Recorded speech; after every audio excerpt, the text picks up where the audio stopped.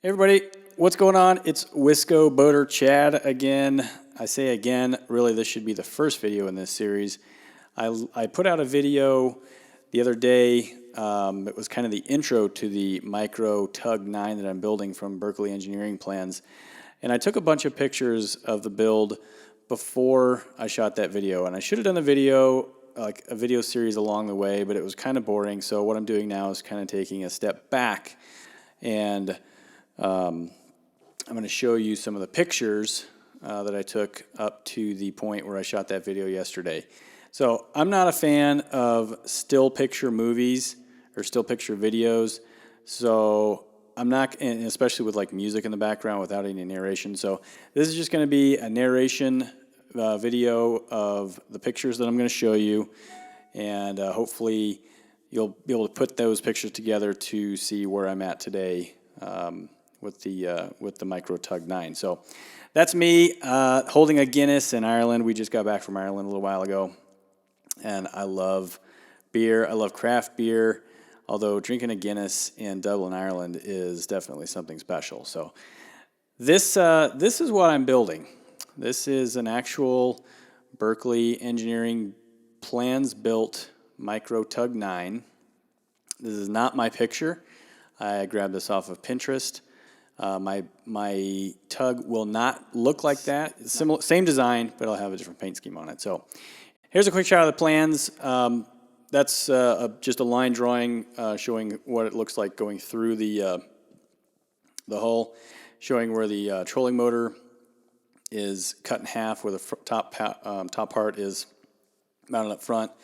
Push-pull cables run to the back to control the motor. I'm going to have a bench seat in the front, bench seat in the back.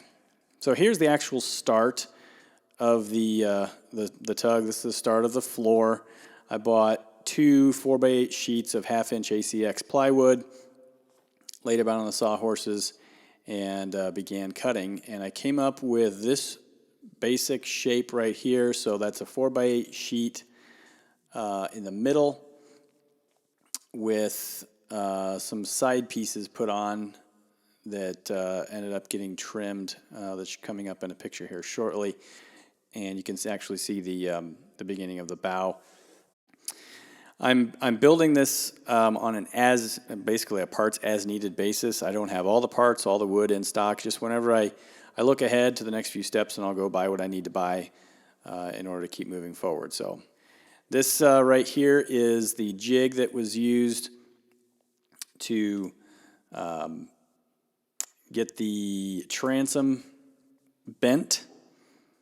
That's just scrap wood there. Those are 4x4s with some 2x4s. This is how it looks in the bending jig all clamped up. So there are 3 pieces of 1/4-inch ACX plywood there, laminated together with some fiberglass resin. I am using Bondo fiberglass resin. I've had very good luck with this in multiple projects.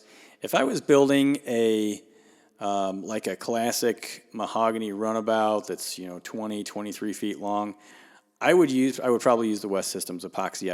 I've got very good experience with that as well, and that's actually purpose designed for the marine environment. The Bondo fiberglass resin is a waterproof resin. I've used it in multiple repairs and boat projects along the way, and being that this is just a little 9-foot boat that weighs 300 pounds total after it's completed, and it's going to run maybe 5 knots. There isn't any reason to go spend a bunch of money on marine fiberglass resin when the stuff that you can get at Home Depot, Menards, Lowe's, even Walmart has Bondo fiberglass resin. So that's what I'm using for the entire project. That's what's between the layers of the transom, and it's all clamped up right there. I'll show a picture of it here shortly after it's out of the jig, taking its bent shape. So while I was waiting for that to dry, I went ahead and started cutting out the sides of the boat. There's 2 out of the 3 pieces there, and then here's my dog Lindy. I'm going to show you some dog pictures along the way too, just to kind of break it up. That's my dog Lindy, or our dog Lindy. She is a 7-year-old, and she's the mother of 2 of our other dogs that you'll see here in just a little bit. the shape of the side of the boat, it's going to be curved. It's not going to be so angular like it is in that picture along the top. There will be a curve built into it. So here you can see the transom is leaned up against the wall there, kind of, and it's actually sitting on the floor of the boat after I had begun to, I don't think I even had it glued up there. Maybe I did. But that's where I was just trying to get a sense of where it was going to sit. It's not in place. It's just leaned up against the wall using 2x4 to keep it in place. And, there's Pippa. She's our 5-year-old. She's one of Lindy's daughters, getting her nails trimmed right there. This next picture shows another shot of the transom. You get a good idea of how the curve looks and where it's going to sit on the back of the floor of the boat. Here is the floor glued. So I glued it down and then used some nails to keep everything in place, and then put a bunch of weights on the boards just to make sure that I had a nice flat finish. Used some wax paper underneath the seams there to make sure I don't get any epoxy on the shop floor. And then here it is turned over with the markings made for the center line and the stations for the curve to be marked and cut out. So you can see the curve, at least I think you can see it, already drawn. The curve is based off of measurements from the center line, and then you just connect the dots, and then you go cut it. Oh, by the way, here's Ferrari. Oh, Jersey's in that picture too. I'll show you another picture of Jersey in a little while. But that is Ferrari. That's Pippa's twin sister, same litter. She's also 5 years old. Here you can see a closer view of that curve that I was talking about. You can see the stations marked on the center line, and then they're just measured out to a point, and then you connect the dots to make that curve. So then you cut the curve, and you've got the basic shape of the floor. The only part that's not cut in this picture is the transom curve, and that was done after the rear piece was actually, you know what?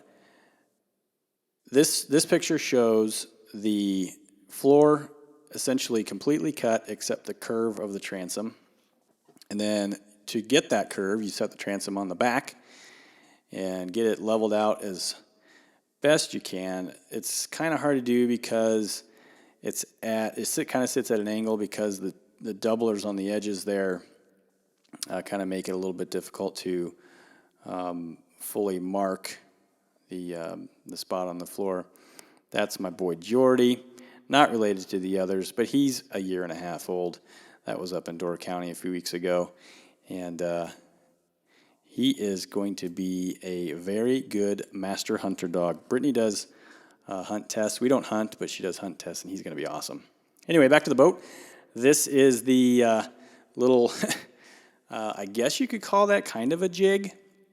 I set those clamps up, clamped onto the garage door, and then a gas line just to barely touch the transom to make sure that it stood up straight so that I could mark the curve.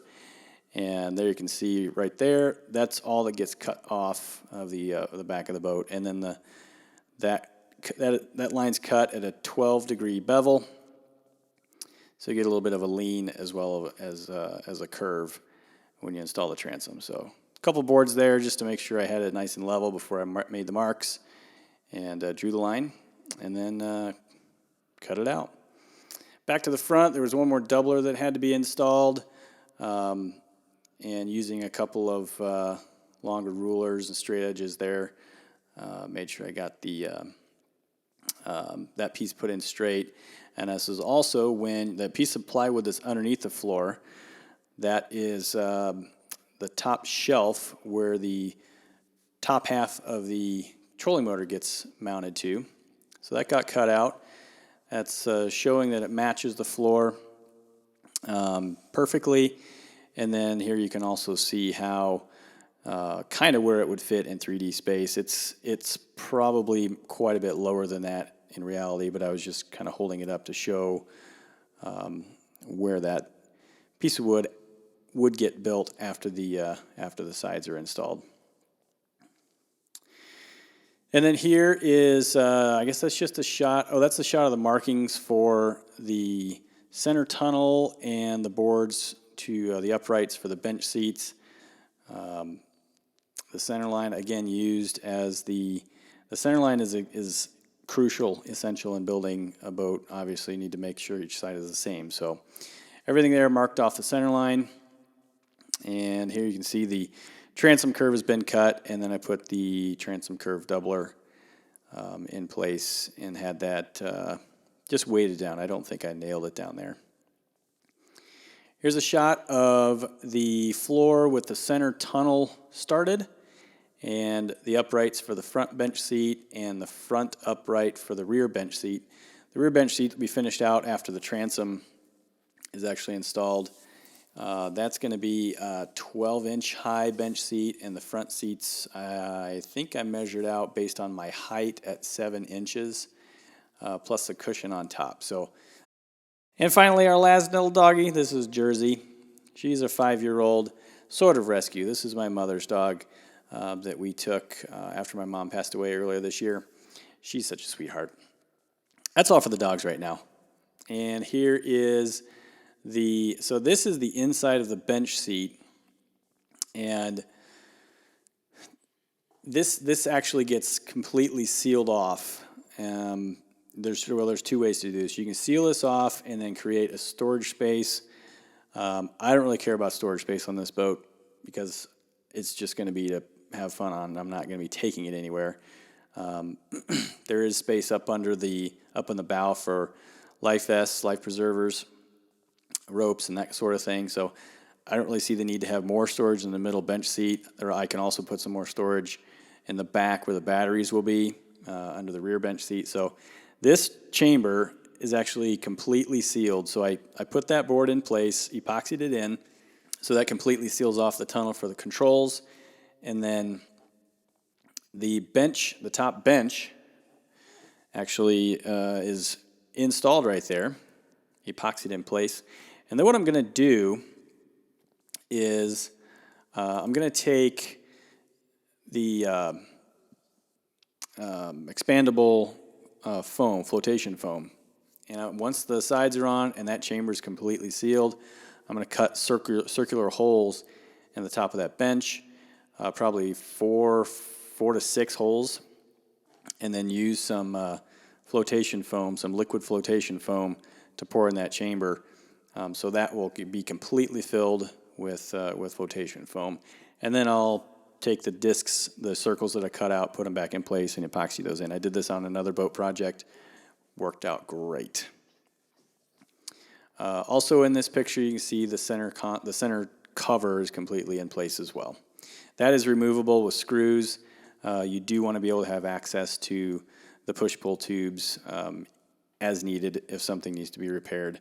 You got to be able to get those out in the future. So after this, I turned it over, and we're getting just about to the point where I shot the video, the intro video, the other day. The keels were next, and here you can see the Douglas fir clamped in place so that I could measure out, the correct length. There were some cuts made on the Douglas fir to give them some angles at the front. The angles were a little bit difficult because I don't have. I used to have the correct woodworking tools, and I didn't really see the need to go out and fully restock my wood tools or woodworking tools for a project like this because it's not that big of a project. So I just made do with what I had. In this picture, the boards have been cut and angled on either end, and then here they are poly-resed in place. And then after that dried, then I did cut out the fiberglass strips. I think I had some 3-inch fiberglass tape, 6-ounce tape that I used here. A little bit of a closer shot there.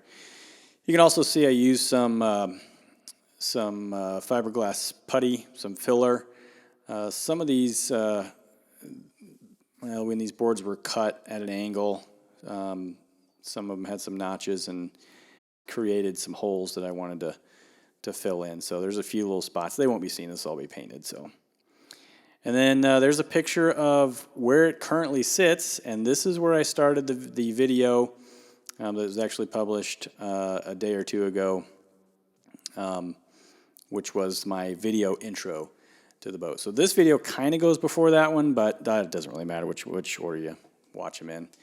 And by the way, did I mention I like beer?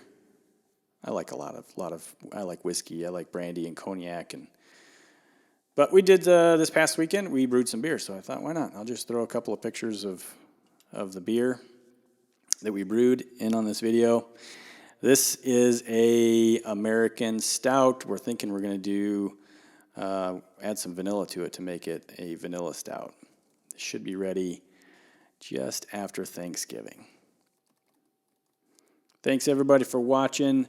The other videos are going to be actual videos, so don't worry. I'm not going to keep doing these picture videos because I don't like them either. So, but anyway, hope you enjoyed that brief view of the pictures I have leading up to this point. Everything else will be videos.